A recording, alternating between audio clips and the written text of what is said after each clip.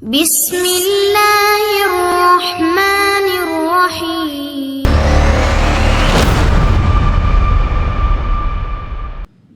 Pertama, dalam Al-Quranul Karim Allah subhanahu wa ta'ala berfirman, la tajidanna asyaddan nasi adawatan lilladina amanul yahuda walladina asyraku wa la tajidanna aqrabahum mawaddatan lilladina amanu alladzina qalu inna nasara dzalika bi anna minhum qissisina wa ruhbanan wa annahum la yastakbirun. Sungguh engkau akan mendapati, wahai Muhammad, manusia yang sangat keras permusuhannya terhadap orang-orang yang beriman. Mereka adalah orang-orang Yahudi dan orang-orang musyrik yang menyekutukan Allah. Dan sungguh engkau akan mendapatkan juga manusia yang lebih dekat dan mencintai orang-orang yang beriman. Mereka lah orang-orang yang mengatakan kami adalah Nasrani. Karena yang demikian itu di antara mereka ada para pemimpin-pemimpin, padri-padri ataupun pendeta-pendeta yang mereka tidak sombong kepada Allah subhanahu wa ta'ala. Dari ayat ini, ma'asyiral muslimin yang dimuliakan Allah azza wa jal, manusia yang paling memusuhi kita ini orang-orang Yahudi. Berbeda orang-orang Nasrani, karena orang-orang Nasrani itu di zaman Rasul banyak masuk Islam. Bahkan di zaman para khulafaur rasyidin, negara-negara Nasrani semua jadi negara Islam. Syam dulu negara Nasrani, kemudian jadi negara Islam. Yaman dulu negara Nasrani, kemudian jadi Islam. Kemudian Mesir dulu negara Nasrani, kemudian negara Islam. Kemudian Ethiopia, Habasyah, dan banyak negara-negara Nasrani berubah jadi negara Islam. Berbeda dengan Yahudi. Di zaman Rasul orang Yahudi tidak banyak masuk Islam. Padahal pembesar mereka masuk Islam, Abdullah bin Salam, tetapi para pengikutnya tidak ada yang masuk Islam kecuali sedikit. Kenapa? Karena keras hati mereka terhadap hidayah. Kemudian juga bukti bagaimana orang-orang Yahudi itu sejak zaman Rasul, mereka tidak suka dengan kaum muslimin, terutama setelah hijrahnya Nabi SAW dari Mekah ke Madinah. Kita tahu bahwa penyebab peperangan pertama di mana Nabi SAW dan kaum muslimin akhirnya berhadap-hadapan berperang melawan orang-orang Yahudi adalah ketika perang melawan Yahudi Bani Qunaiqah. Ketika Nabi SAW sepakat berada di Madinah, sampai terbentuk sebuah piagam yang disebut Piagam Madinah untuk saling melindungi, untuk saling menjaga, untuk saling membantu, dan itu sepakat. Baik orang-orang musyrik Khazraj dan Aus, ataupun orang-orang Yahudi yang terdiri dari 3 kabilah, Bani Qunaiqah, Bani Nadir, dan Bani Quraidah. Tetapi kemudian satu persatu kabilah Yahudi ini berkhianat. Pertama, Bani Qunaiqah. Ketika ada seorang wanita muslimah belanja di pasar Bani Qunaiqah, karena kita tahu bahwa Bani Qunaiqah yang menguasai perekonomian ketika itu. Jadi pasar Madinah itu yang paling besar adalah pasarnya Yahudi Bani Qunaiqah. Mereka lah yang kemudian menguasai perekonomian Madinah, Yathrib kala itu. Rupanya ada seorang wanita muslimah belanja di pasar orang Yahudi, kemudian disingkap kehormatannya, ditarik sampai kemudian auratnya tampak dan diketawakan orang satu pasar. Maka orang yang membuka aurat wanita muslimah ini kemudian dibunuh oleh seorang sahabat karena melihat ada seorang wanita dilecehkan, dia ngambil pedang kemudian ditebas orang itu. Rupanya sahabat ini akhirnya dikeroyok orang satu pasar dan meninggal dunia. Maka Rasul marah. Akhirnya Rasul mempersiapkan pasukan, kemudian mengepung Bani Qunaiqah. Ini pertempuran pertama ya Rasul melawan Bani Qunaiqah, melawan orang Yahudi. Kemudian yang kedua, peperangan melawan Bani Nadir. Sebenarnya Nabi SAW tahu bahwa Bani Nadir ini bersekongkol dengan Bani Qunaiqah untuk melecehkan wanita itu. Tetapi karena bukti yang tidak kuat, makanya Nabi membiarkan dan tidak menyerang Bani Nadir. Sampai akhirnya Bani Nadir bersiasat untuk membunuh Rasul.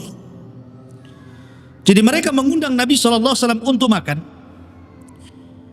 di perkampungan mereka. Jadi ketika Nabi SAW sudah duduk di majelis mereka, rupanya satu di antara Bani Nadir ini naik ke atas bukit, kemudian membawa batu dan menghantamkan batu itu dari atas ke kepala Nabi SAW. Tapi kemudian Jibril memberitahu, kemudian kaum muslimin menangkap orang itu. Karena pengkhianatan ini, akhirnya Rasul dan kaum muslimin menyerang Bani Nadir. Kemudian perang melawan Bani Quraidah. Dan ini terakhir dari kabilah orang Yahudi. Karena ketika itu Bani Quraidah, setelah melakukan perjanjian bersama kaum muslimin dalam perang Ahzab, mereka berkhianat. Karena dilihatnya Nabi dan pasukannya ketika itu diserang oleh orang-orang musyrik dari Arab dari berbagai macam penjuru, dan mereka menyangka pasti Muhammad akan kalah. Akhirnya mereka berkhianat, kemudian pro kepada orang-orang musyrik dan juga orang-orang munafik dari dalam. Rupanya Allah Subhanahu wa taala memberikan pertolongan kepada Rasul di Ahzab atau di Khandaq. Allah menangkan dalam peperangan ini. Maka selesai peperangan Khandaq dimenangkan kaum muslimin. Ketika Nabi SAW sedang mandi, datanglah Jibril kepada Rasul. Kemudian mengatakan, ya Muhammad, kumpulkan pasukan, katakan kepada mereka, serbu Bani Quraidah, karena mereka sudah berkhianat. Maka Nabi setelah mandi mengumpulkan seluruh pasukan, kemudian mengatakan, idhabu ila Bani Quraidah, fala tusalliyanna ahadakumul asra illa fi Bani Quraidah. Serbu, gempur Bani Quraidah, segerakan jalan kalian, jangan ada yang sholat asar di jalan kecuali sampai di Bani Quraidah. Akhirnya berangkat para sahabat dan menggempur Bani Quraidah. Lah 3 kabilah yang berkhianat ini, akhirnya mereka diusir dari Madinah, dan mereka pun kemudian bergabung dengan teman-teman mereka di Khaybar. Khaybar itu satu kota yang cukup kaya, penghasil kurma terbaik Madinah ketika itu di Khaybar. Rupanya Allah Subhanahu wa taala mendengar orang-orang Khaybar ini sudah mempersiapkan pasukan untuk menyerbu Rasul, dan mereka adalah gabungan kabilah-kabilah Yahudi yang terusir dari Madinah. Maka Rasul mengepung Khaybar, dan ini pertempuran terakhir. Rasul melawan orang-orang Yahudi di Khaybar, dan Allah menangkan di tangan Ali radhiyallahu an, sehingga benteng Khaybar hancur. Kemudian Rasul bisa mengalahkan Khaybar. Ma'asyiral muslimin yang dimuliakan Allah Azza wa Jalla, lihat bagaimana orang-orang Yahudi berusaha di zaman Rasul menyakiti Rasul. Bahkan setelah kemudian perang Khaybar, tiba-tiba Nabi SAW kemudian diundang oleh seorang wanita namanya Zainab bintul Harith, orang Yahudi. Zainab bintul Harith bertanya soal makanan yang disukai Nabi. Maka kemudian orang-orang menyebutkan bahwa Rasul itu suka pahanya daging kambing. Rasul itu suka daging kambing. Jadi kalau antum suka daging kambing, itulah makanan kesukaan Rasul. Ya. Tapi orang Arab kan tidak neko-neko, ya, kambingnya dibakar gitu saja, dimakan. Kalau kita kan dimacam-macam, digulai, dirawon, macam-macam. Jadi Rasul itu suka dengan paha kambing. Maka wanita ini langsung mempersiapkan paha kambing untuk Nabi, untuk disedekahkan maksudnya. Tapi Rasul tidak menerima sedekah. Keluarga Rasul tidak menerima sedekah. Rasul itu hanya menerima hadiah. Maka kemudian wanita ini akhirnya memasak kambing banyak-banyak, kemudian mengundang Nabi SAW dan sebagian para sahabat untuk makan di rumah. Setelah kemudian wanita ini melumuri racun di paha kambing itu, maka kumpullah para sahabat Rasul. Kemudian makanan pun dihidangkan di hadapan mereka. Kemudian Nabi SAW mencicipi sedikit dari daging kambing yang beracun itu. Tiba-tiba Allah Subhanahu wa ta'ala membuat bicara kambing itu. Jadi paha kambing itu tahu-tahu bicara. Tentu mukjizat Nabi. Ya. Tiba-tiba kemudian paha kambing ini berbicara, memberitahu bahwa di dalam dirinya ada sub, ada racun. Maka Rasul langsung terdiam, tapi masa sudah terkunyah sebagian. Maka Rasul mengatakan kepada para sahabat, "Auqaf, jangan makan lagi. Sesungguhnya daging ini memberitahu saya bahwa dia ada racunnya." Rupanya ada seorang sahabat yang terlanjur memakan sama dengan Nabi SAW, dan 1 tahun setelahnya dia meninggal dunia akibat racun itu. Tapi Rasul memiliki fisik yang kuat sehingga lama dia meninggal akibat racun itu.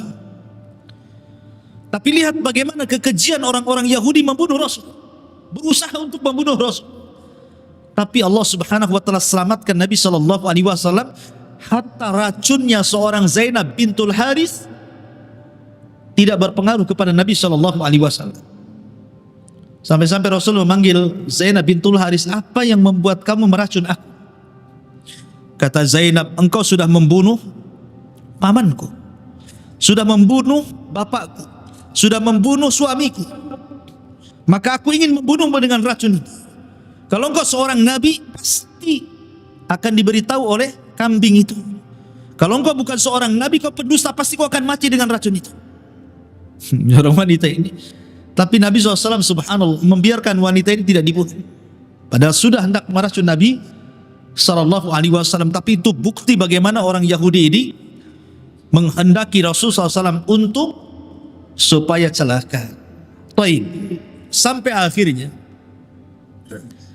ketika Nabi SAW pulang dari perjanjian Hudaybiyah,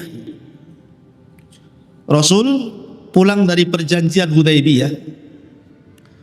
Kemudian selama 10 tahun kan perjanjian itu, walaupun bulir-bulirnya sangat merugikan kaum muslimin, tetapi di balik kerugian itu ada keuntungan besar. Setelah kemudian Nabi SAW memerangi orang-orang Yahudi di Khaybar dan Allah menangkan.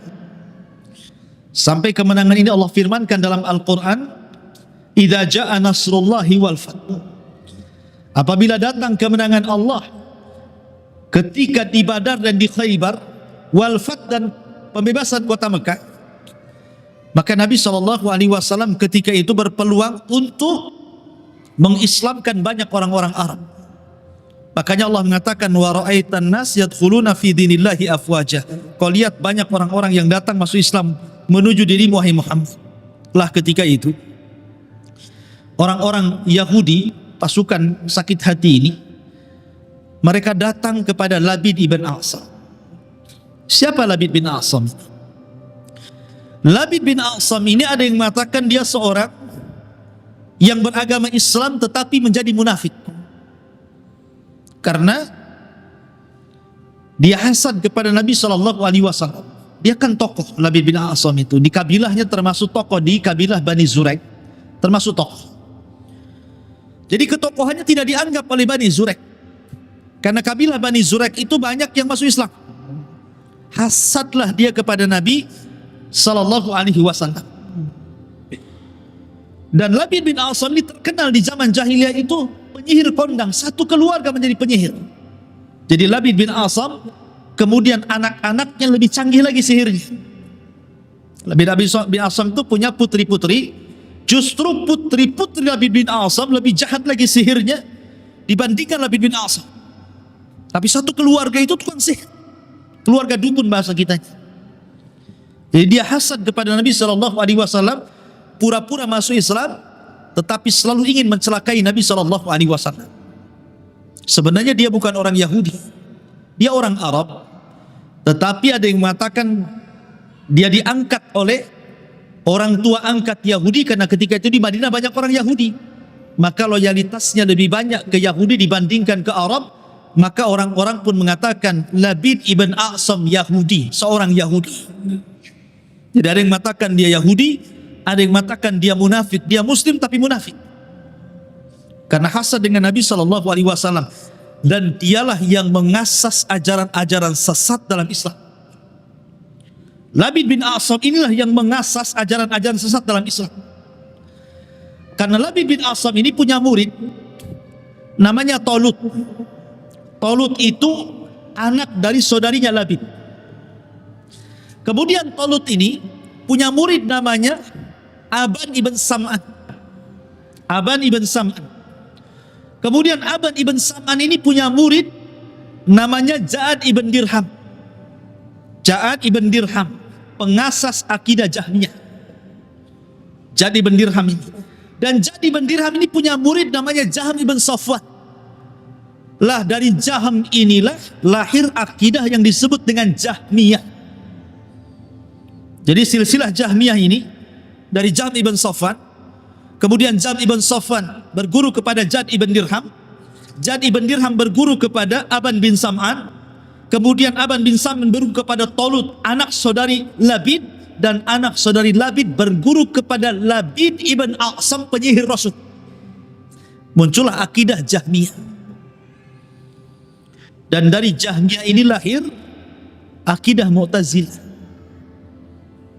yang kemudian di zaman Khalifah Abbasiyah berkembang sampai banyak ulama ahli sunnah dibunuh di zaman itu. Sampai Imam Ahmad bin Hanbal rahimahullahu ta'ala disiksa, bolak-balik masuk penjara, hampir meninggal di penjara Imam Ahmad itu, gara-gara akidah Mu'tazilah turunan daripada akidah Jahmiyah. Jadi yang mengasas akidah ini dari mulai siapa? Labid bin A'sam ini. Bayangkan, dari menyihir Rasul, kemudian menurunkan akidah sampai kepada merusak kaum muslimin setelahnya. Siapa Labid bin A'sam? Hebat sekali. Dia seorang Yahudi dari Bani Zurek. Lah ketika orang-orang Yahudi ini tersakiti karena diusir dari Madinah, akhirnya mereka tinggal di Khaybar. Belakangan Khaybar pun diserang Rasul.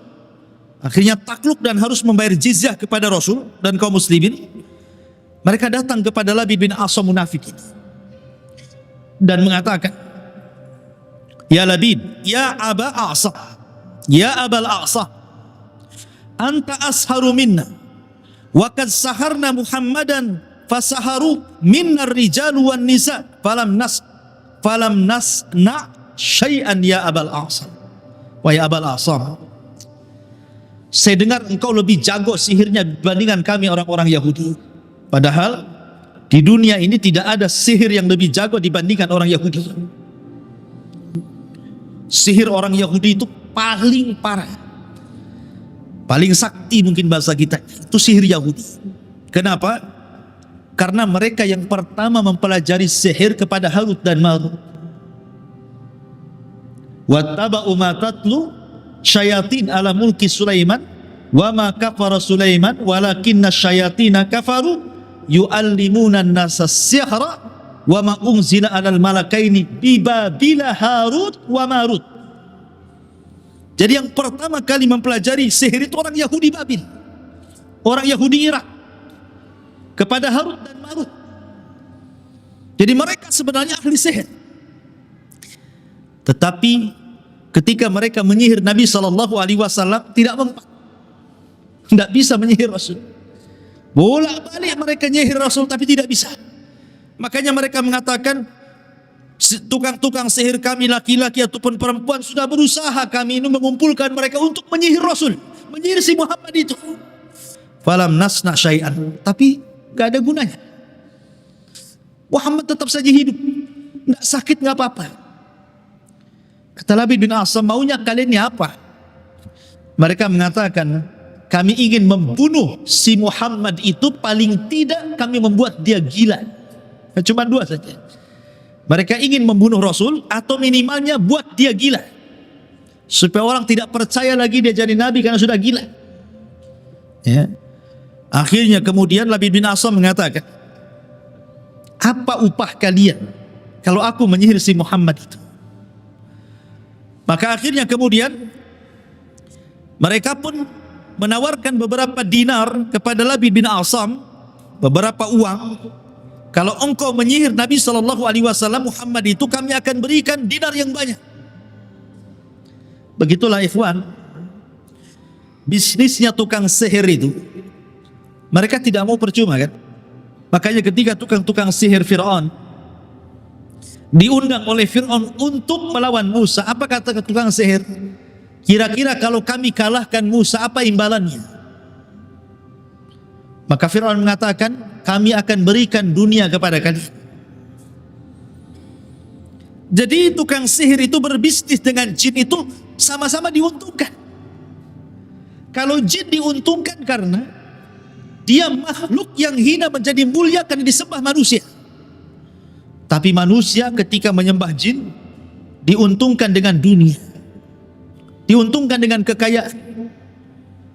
Karena mereka mencari uang dengan cara seperti itu, menyembah syaitan dan jin. Ya. Jadi sama-sama diuntungkan, dukun dapat dunia, sementara jin dapat kehormatan. Makanya sebenarnya jangan pernah tertipu dengan dukun, karena mereka itu hakikatnya mencari sebanyak-banyaknya keuntungan di dunia. Seperti contohnya dukun yang bisa menggandakan uang. Kalau memang dia dukun asli, mampu menggandakan uang, ngapain dia buat praktek ganda uang? Bagus praktek sendiri saja di rumah. Dia dapat uang 5.000, digandakan 10.000, digandakan 1 juta, digandakan 1 miliar, kaya dia. Ngapain buka praktek? Kaya dia. Kalau dia buka praktek berarti dia tidak bisa menggandakan uang. Dia menggandakan uang orang untuk diri. Ya kan? Berarti intinya dia menipu. Banyak pula orang ketipu.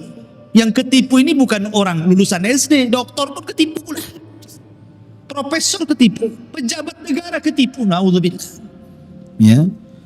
Masyarul muslimin yang dimuliakan Allah Azza wa Jalla. Jadi intinya mereka itu hanya ingin mendapatkan keuntungan dunia saja. Karena lihat Labid bin Asam mengatakan, kalau saya sihir Muhammad, saya dapat apa? Maka mereka mengatakan, kami akan kumpulkan dinar, kami akan berikan kepada Anda.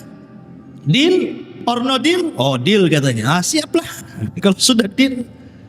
Dari situ akhirnya dia menyuruh putrinya. Karena putrinya inilah yang paling sakti sihirnya. Dia menyuruh putrinya Labid bin Asam. Maka bergeraklah putri-putri Labid bin Asam ini mencuri bukhul dari Nabi SAW. Maka disebutkan bahwa mereka berhasil mengambil sisir Nabi SAW, mishtun wa musyatah. Mushtun wa musyatah. Sisir dan rambut yang terikat di sisir itu. Dan jumlahnya 11 rambut yang terikat dari rambut Rasul pada sisir Nabi SAW berhasil dicuri oleh putri-putri Labid bin Asam. Dan kata para ulama, sihir yang terdapat buhun ini sihir yang paling bahaya. Sihir kalau sudah menggunakan buhul dan buhul diambil dari orang yang akan disihir, maka ini sebahaya-bahaya sihir. Lihat, tidak ada yang lebih sakti dukun kecuali yang menyihir Rasul. Caranya seperti itu. Diambil buhul. Ya. Karena orang Yahudi sudah berusaha menyihir Rasul, tidak mempan. Nah, itu ya. Akhirnya mereka datang ke Labid bin Asam. Rupanya cara seperti itu yang manjur, akhirnya Rasul terkena sihir. Diambillah kemudian bekas rambut Rasul, ikatan rambut 11 rambut yang terdapat dalam sisi Rasul, dicuri oleh Labid bin Asam oleh lewat anak-anak putri. Maka mulailah kemudian Labid bin Asam pun membuat bukhul dengan cara apa? Meletakkan rambut itu di bunga kurma yang laki-laki, dimasukkan di situ, kemudian dibungkus, kemudian diletakkan di sumur yang tidak jauh dari Masjid Nabawi. Ada yang mengatakan sumur itu namanya Darwan. Ada yang mengatakan sumur itu namanya awan, pakai alif, awan. Ada yang mengatakan darwan, ya. Tapi yang masyhur sumur itu namanya darwan, karena di sekitar Masjid Nabi itu banyak sumur. Ada namanya sumur miliknya Abu Talha, Bairuha namanya. Ada sumur Bairuha. Rasul suka wudu di situ. Sampai akhirnya oleh Abu Talha diinfakkan kepada Rasul ketika turun ayat lan tanalul birra hatta tunfiqu mimma tuhibbun. Kemudian di situ juga ada sumur orang Yahudi. Ya. Namanya sumur rumah. Sumur rumah itu dulu sumurnya orang Yahudi dan itu sumur yang paling banyak sumbernya. Sampai orang-orang Islam itu beli dari sumur itu. Setiap hari mahal, naik lagi harganya. Sampai akhirnya karena kaum muslimin tidak sanggup beli, Rasul mengatakan man ishtara bi'ra rumah falahul jannah. Siapa yang membeli sumur itu, kujamin dia masuk surga. Berdirilah Utsman bin Affan dan mengatakan fa ana ashtarituha, aku yang akan membelinya wahai Rasul. Maka Rasul membelinya dengan cara yang luar biasa. Perdagangan taktik yang luar biasa Utsman bin Affan karena kecerdasannya dia mampu membeli sumur itu. Padahal orang Yahudi tidak mau jual sumur itu. Gimana nggak mau jual hasilnya tiap hari? Tapi dengan kecerdasan Utsman bisa merayu orang Yahudi menjual sumur itu. Coba bayangkan. Awalnya dia datang kepada orang Yahudi, sudahlah beli saja, jual aja sumurmu itu. Nggak mau, gimana gitu? Hari-hari dapat untung kok mau saya jual pula. Akhirnya dengan kepiawaian Utsman sudah gini saja. Dari jam sekian ke jam sekian saya beli. Berapa maunya? Umpamanya dari pagi sampai zuhur berapa? Nanti dari zuhur ke asar ambil lagi. Saya mau jam segini saja. Aku beli berapa kau mau? Akhirnya mikir dia. Oh boleh juga. Daripada satu-satu saya dapat duit, bagus. Satu orang tapi sama nilainya. Ya sudah, sekian. Lebih besar dibandingkan kalau seandainya orang beli dapat separuh, anggaplah memangnya satu hari dia dapat 5 juta. Kata Utsman saya beli 10 juta. Dari jam 7 sampai jam 12 mamanya. Oke. Setelah deal, kata Utsman bin Affan diumumkan kepada kaum muslimin, dari jam 7 ke jam 12 kalian ambil air. Selebihnya jangan ambil air. Akhirnya apa? Semua kaum muslimin ketika waktu dibelinya Utsman dari jam sekian ke jam sekian, semua kaum muslimin ambil air. Sudah penuh di rumah-rumah air. Dari jam sekian ke jam sekian tidak ada satupun yang beli. Bankrupt lah orang Yahudi ini. Lama-lama ya sudahlah, aku jual aja sama kamu semua. Karena nggak ada yang beli. Kecerdasan Utsman akhirnya mampu menguasai sumur orang Yahudi ini. Sumur rumah itu juga dekat dengan Masjid Nabawi. Lah ada juga sumur Darwan namanya. Itu sumur yang punya Bani Zurek. Tanahnya dekat Masjid Nabawi. Lah Labid bin Asam ini meletakkan buhulnya di sumur itu. Sumur Darwan menunjukkan bahwa buhul itu tidak jauh-jauh dari orang yang akan disihir. Akhirnya setelah diletakkan di sumur itu, mulailah Nabi SAW ada pengaruh dari sihir itu. Ada yang mengatakan 40 hari, ada yang mengatakan 6 bulan, ada yang mengatakan 1 tahun. Riwayat Zuhri mengatakan 6 bulan. Jadi ada yang mengatakan 1 tahun. Bayangkan, Rasul tidak sadar kalau dia tersihir. Selama 6 bulan, ada yang mengatakan sampai 1 tahun. Bayangkan. Nah terasa kalau dia tersihir. Cuman Nabi SAW itu terpengaruh dari badannya, fisiknya melemah.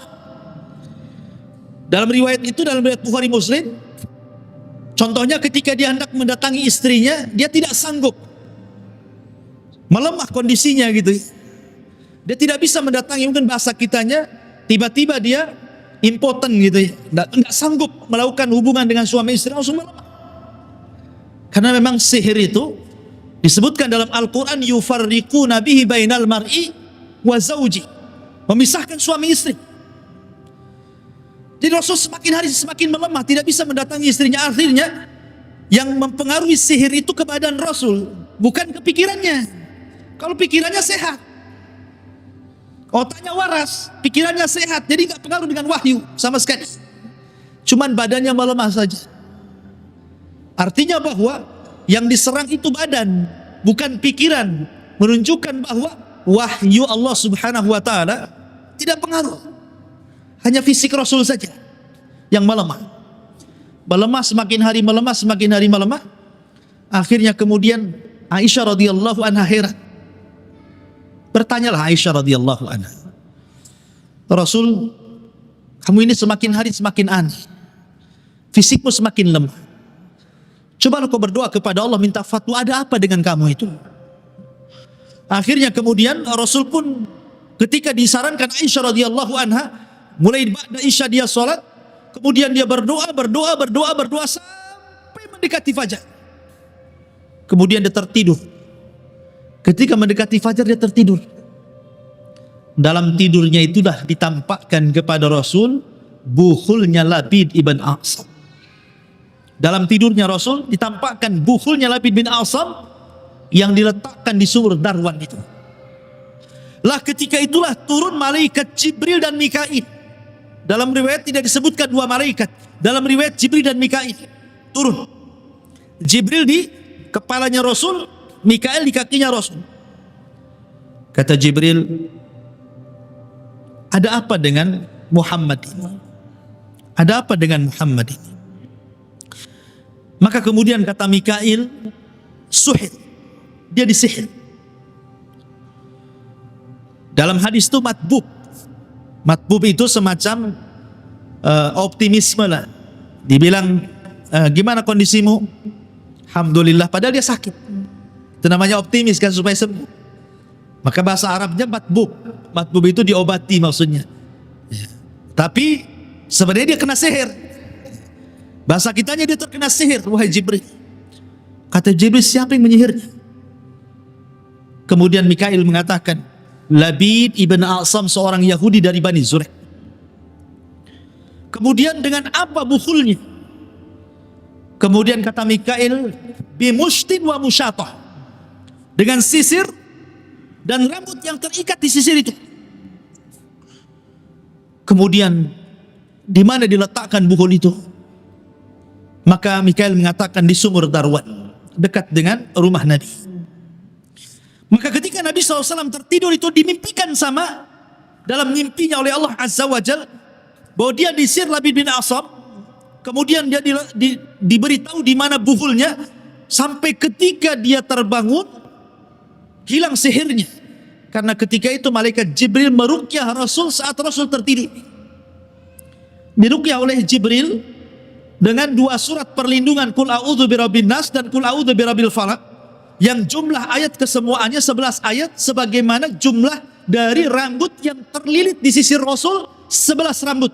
Jadi setiap rambut dibacakan nama-nama syaitan, dibacakan mantra-mantra dan nama syaitan dan pengagungan terhadap syaitan, sehingga sampai 11 nama syaitan disebutkan dalam buhul itu.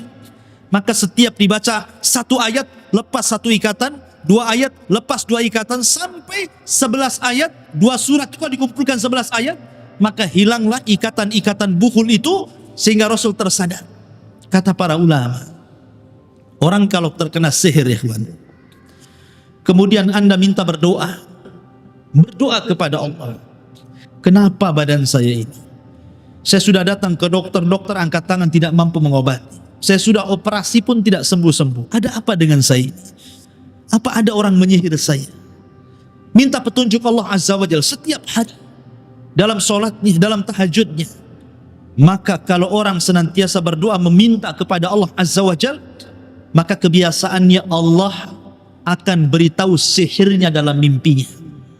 Sebagaimana Rasul meminta, akhirnya Allah kasih tahu dalam mimpinya.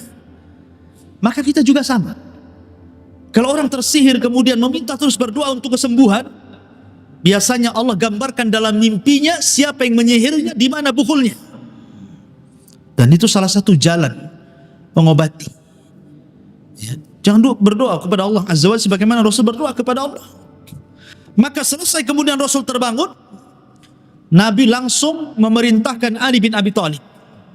Dalam riwayat Ammar bin Yasir, dalam riwayat Zubair bin Awwam, dalam riwayat Zubair bin Qais, dan beberapa riwayat para sahabat Nabi, diajak Rasul ke sumur Darwan itu. Ketika dilihat sumur itu, warna airnya kuning. Dan bukhulnya, bungkusan dari bunga yang dibungkus untuk bukhulnya itu dari bunga kurma laki-laki itu seperti ru'usus syayatin, seperti kepala-kepala setan ada di situ. Jadi menakutkan sumur itu. Maka Ali radhiyallahu anhu menawarkan, bagaimana Rasul kalau saya turun ke sumur itu? Saya akan ambil bukhulnya, kita musnahkan. Tapi kata Rasul, jangan. Khawatir kalau seandainya bukhul itu diangkat, akan dampak keburukannya akan menyebar, bukan hanya kepada saya, bahkan kepada kaum muslimin. Sebaiknya kubur saja. Maka setelah Nabi SAW membacakan ta'awud, meminta perlindungan kepada Allah Azza wa Jalla, karena dalam musnahkan bukhul itu jangan sembarang, harus meminta perlindungan kepada Allah. Pamannya antum musnahkan jimat, tangkal-tangkal, jangan asal bakar saja, jangan asal buang saja. Khawatir keburukannya masih menyebar, makanya minta ta'awud kepada Allah, berlindung kepada Allah Azza wa Jalla, baru dibakar, baru dibuang. Itu maksudnya. Maka setelah Rasul ta'awud kepada Allah, kemudian dikuburlah sumur itu. Ketika itu Rasul memanggil Labid ibn Asam. Panggil si Labid itu, datangkan kemari. Maka datanglah Labid bin Asam. Kemudian Nabi SAW bertanya kepada Labid bin Asam, ma hamalaka ala ma sana'ta ya Labid, ya Abul Asam, apa yang membuat kamu melakukan seperti ini? Kau sihir aku berbulan-bulan, sampai 6 bulan, dan beliau sampai 1 tahun. Ada apa kamu itu? Sewot apa kamu dengan saya? Mungkin bahasanya gitu. Apa masalahmu dengan saya? Faqad dallanillahu ala sihr. Allah sudah menunjukkan aku tentang sihirmu. Aku tahu kau yang menyihir aku. Allah yang kasih tahu. Wa akhbarani ma sanah. Dan Allah menghabarkan apa yang kau lakukan kepadaku. Lihat bagaimana jawaban Labid bin Asam. Dengan santainya dia mengatakan, sesungguhnya saya menyihir wahai Muhammad, hubbud dananir ya Abul Qasim, karena saya cinta dinar. Jawabannya coba. Karena saya suka uang, orang itu datang kepada saya, ngasih uang, suruh menyihir kamu, saya sihir kamu. Apa masalahmu? Katanya. Kurang ajar tidak tuh. Tapi Rasul tidak membunuh Labid. Kenapa coba? Bukankah Rasul yang memerintahkan untuk membunuh Labid bin Asam? Ibnu Umar membunuh tukang sihir, Hafsah membunuh tukang sihir, Umar membunuh tukang sihir, Jundub ibn Junadah atau dikenal dengan Abu Dzar membunuh tukang sihir. Banyak para sahabat membunuh tukang sihir. Tapi kenapa Rasul tidak membunuh Labid bin Asam? Kata para ulama, karena Labid bin Asam ini orang munafik. Di zaman itu tidak bisa dibedakan mana munafik, mana sahabat. Kalau Rasul sampai membunuh Labid, disangkanya Rasul membunuh satu di antara sahabatnya. Akan terjadi fitnah. Bagaimana mungkin seorang Nabi membunuh sahabatnya? Karena di zaman itu beda dengan zaman sekarang. Kalau zaman sekarang kan mampu kita bedakan mana munafik, mana muslim. Orang zaman sekarang mudah kita katakan munafik itu. Bagaimana Ustadz Dawir? Gimana dia bisa mengatakan semua agama sama? Yahudi, Nasrani, Islam, masa semua sama? Semua bukan kafir gitu mamanya. Ini munafik orang ini, menghancurkan Islam. Ya kan? Tapi di zaman itu kan tidak bisa kita bedakan mana sahabat, mana munafik. Sehingga kalau Rasul memerintahkan membunuh Labid, disangkanya Rasul membunuh sahabatnya. Maka Rasul mengatakan tidak, saya tidak akan membunuh Labid, takut orang-orang mengira saya membunuh sahabat saya. Maka dibiarkanlah Labid bin Asam hidup oleh Nabi SAW, tapi tetap diawasi.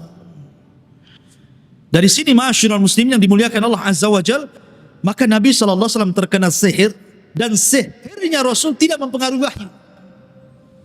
Bayangkan Nabi ketika kena sihir itu merasakan sakit yang luar biasa pada badannya. Sampai Imam Ibnu Qayyim rahimahullah mengatakan Rasul itu sabar. Dia tidak curhat kepada orang.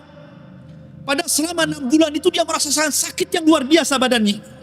Tapi sahabat tidak ada yang tahu kalau Rasul sedang sakit. Dia tidak mengeluh kepada siapapun. Dia hanya bermunajat kepada Allah Azza wa Jalla. Ada apa dengan dirinya? Layaknya juga para nabi yang lainnya seperti Nabi Ayub alaihi salatu wassalam. 18 tahun sakit tidak mengeluh kepada Allah Subhanahu wa taala sama sekali. Begitulah para nabi, ikhwan, sabarnya luar biasa dengan sakitnya. Nabi juga sama sabar. Cuma Aisyah radhiyallahu anha yang heran, kenapa kok Rasul makin melemah badannya, itu saja. Sehingga dia bertanya, ada apa dengan kau wahai Rasul? Cobalah minta fatwa kepada Allah. Baru ketahuan kalau di situ dia terkena sihir Labid ibn A'sam. Tetapi sekali lagi, sihirnya Labid bin A'sam hanya mempengaruhi badan Rasul, tidak mempengaruhi pikiran Rasul, sehingga tidak pengaruh dengan wahyu sama sekali. Ya, dari sini maka Nabi SAW selamat wahyunya, tapi tidak selamat badannya. Tapi setelah lepas sihir itu, maka Nabi kembali sehat, kemudian beraktivitas sama dengan sebelum kena sihir. Badannya sehat kembali, kemudian dia bisa beraktivitas lagi. Tetapi yang jadi masalah racun yang pernah dimakan Rasul dari seorang wanita namanya Zainab bintul Harith, itu mempengaruhi badan Rasul sampai akhirnya Rasul merasakan racun itu ketika di tahun 11 Hijriah. Jadi hampir 3-4 tahun setelah perang Khaybar, baru racun itu kemudian berproses. Sebab itulah maka Nabi SAW sakit, dan sebab sakit itulah Nabi SAW meninggal dunia. Begitulah Allah Subhanahu wa ta'ala pilihkan kepada Rasul kematian terbaik, mati syahid, karena dibunuh oleh seorang wanita Yahudi dengan cara diracun. Allah pilihkan kematian terbaik kan? Ya, sama dengan Umar. Umar itu berdoa kepada Allah, ya Allah, matikan aku dengan mati syahid di negeri yang dihijrahkan Rasul di situ. Pertanyaannya, siapa yang mau menyerang Madinah di zaman Umar sehingga Umar meminta mati syahid di Madinah? Padahal Umar itu menguasai Persia dan Romawi. Siapa yang berani menyerang Madinah coba? Dan kapan kemudian Umar akan syahid kalau tidak ada yang berani menyerang kota Madinah gitu ya? Tapi rupanya Allah Subhanahu wa ta'ala tahu doa Umar ingin mati syahid. Bukan cara seperti itu Umar mati, maksudnya bukan cara perang sampai mati syahid, bukan begitu caranya. Tapi diutusnya seorang majusi namanya Abu Lu'lu' untuk membunuh Umar saat sholat subuh. Ditusuk dari belakang. Dengan sebab tusukan Abu Lu'lu' itu Umar meninggal. Ketika dia mendengar Umar, siapa yang membunuh saya? Kata Ibnu Umar putranya Abu Lu'lu', kata Umar, oh, Maula Mughirah, maksudnya budaknya Mughirah yang kafir itu. Kata Ibnu Umar, ya. Langsung dia mengatakan, alhamdulillah alladzi qatalani rajulun lam yasjud lillahi walau kana sajda. Segala puji bagi Allah yang membunuhku ada seorang laki-laki yang tidak pernah sujud walaupun satu kali. Artinya dia mati syahid. Nah, sebagaimana Umar juga demikian, mati syahid di Madinah Rasulullah, maka Rasul pun dibuat kematian terindah dengan cara mati syahid. Pengaruh racun itu akhirnya berpengaruh kepada Nabi SAW. Dengan sebab itu Rasul sakit, dengan sakit itulah Rasul meninggal dunia.